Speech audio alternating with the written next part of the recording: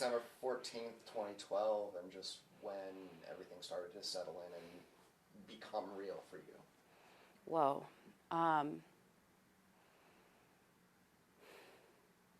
It's difficult to even express words when I think about that day. I came to work here in this building around 9 o'clock in the morning, and my editor at the time said, "Get in your car and drive west on 84. I'll call you with details. There's been a school shooting." And so we had heard reports of school shootings in the past in the newsroom, and typically you would look into it and it would be a kid brought a BB gun to school and it was dealt with.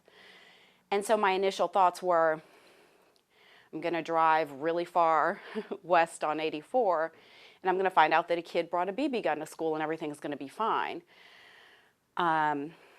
When I got to Waterbury, I started to see state police SUVs whiz by, multiple. And it was immediately evident to me that this was not a simple situation in which a kid brought a BB gun to school.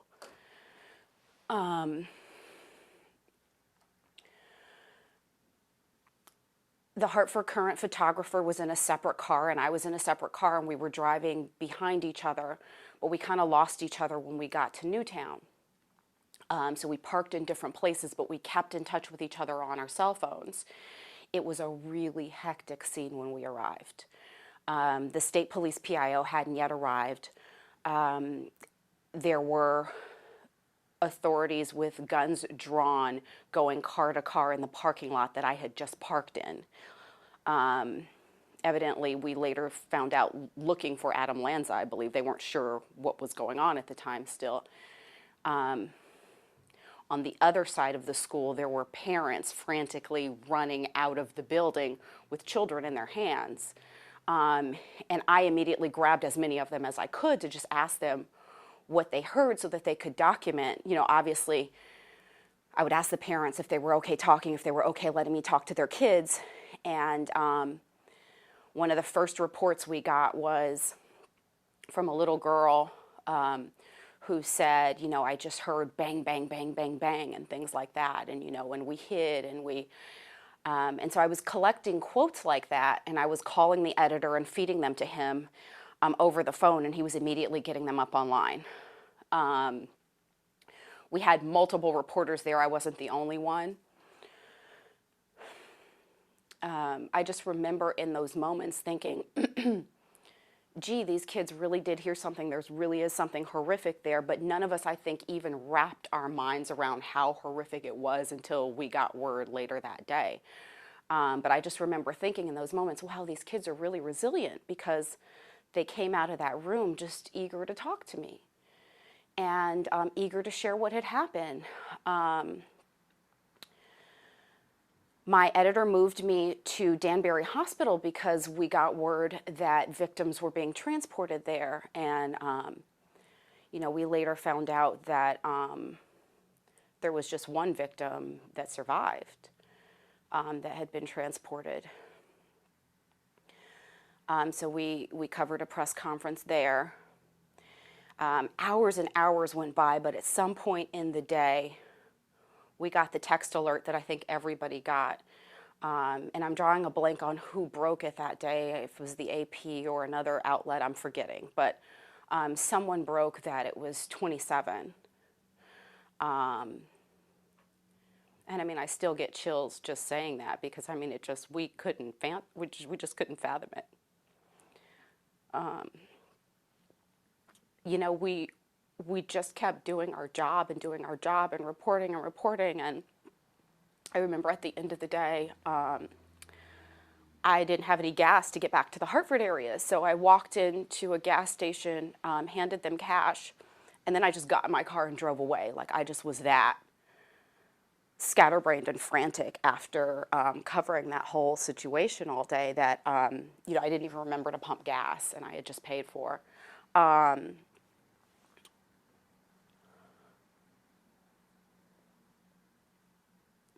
It's interesting the way that you deal with and process trauma, because I remember being upset by it, but I remember thinking, you know, I'm a journalist, I have to keep telling stories. There's more stories to tell, and being really kind of focused on that end.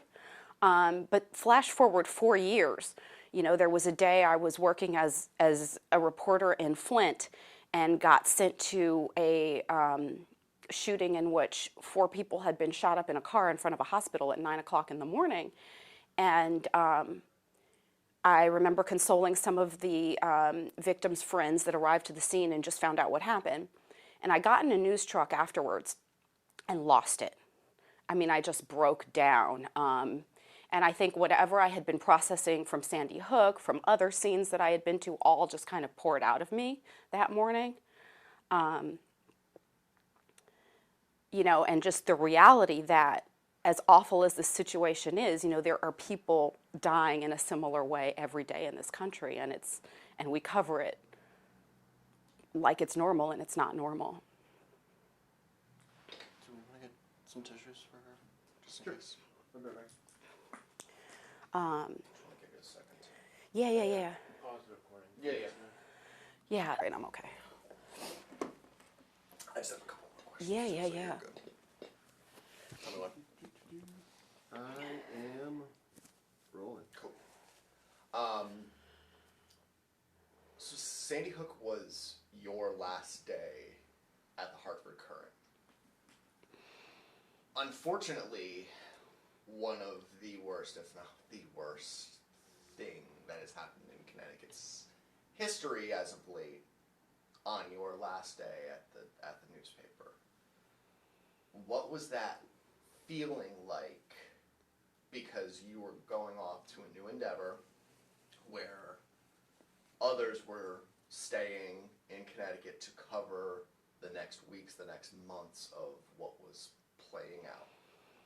Obviously, you have those connections and you stay in touch with people and you still follow it because you experienced it. What did that feel like, both having that be your last day and then the aftermath?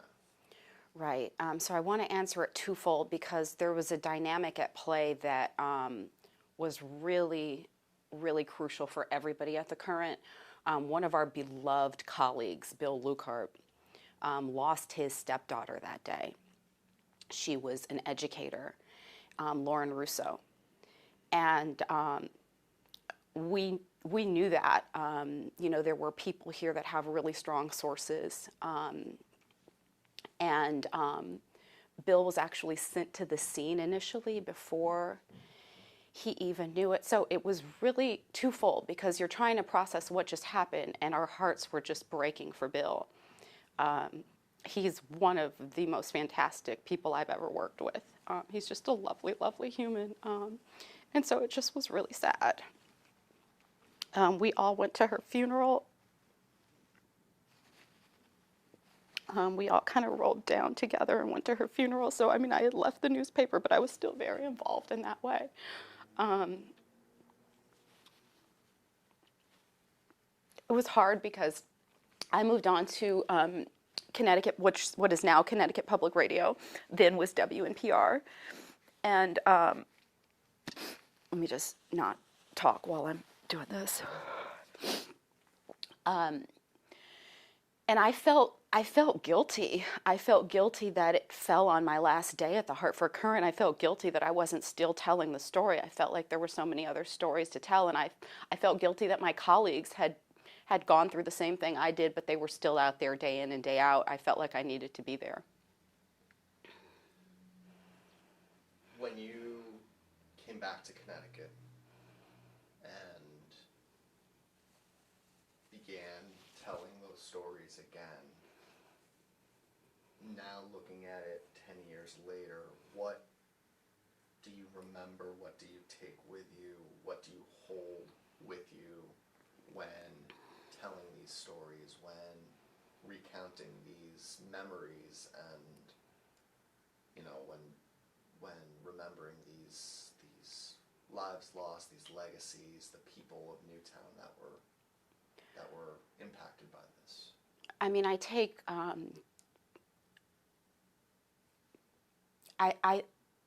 I see it as an honor anytime anyone shares their story with me. I was honored to cover the opening of the Anna Grace School it was beautiful to be able to tell, almost a decade later, that this beautiful art school was being opened to celebrate this beautiful little girl who was killed at Sandy Hook. I take my son to play at the Anna Grace Playground all the time. And I always think about them.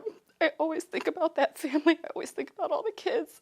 And I just kind of take a moment and look at all the kids playing, and I just think that this is what they wanted. They wanted a place where kids could come and be kids, because that was taken away from them. I feel very intertwined with their stories. I think now that we're having greater conversations about trauma and mental health, I think Sandy Hook was there to already kind of be an example for how that plays out in our lives, and now we're all sort of opening up and having those conversations after COVID. And I think that's a really good thing. I interviewed the assistant principal that day, earlier this year. And it was a really profound interview because he hadn't spoken to anyone since it happened. And the only reason he started to talk about it was after the school shooting in Texas. And he felt like, it's now time for me to talk about this. And I just felt honored to be able to do that. And I felt like I share that connection with him from having been down there that day. I feel like it's something that will forever change us.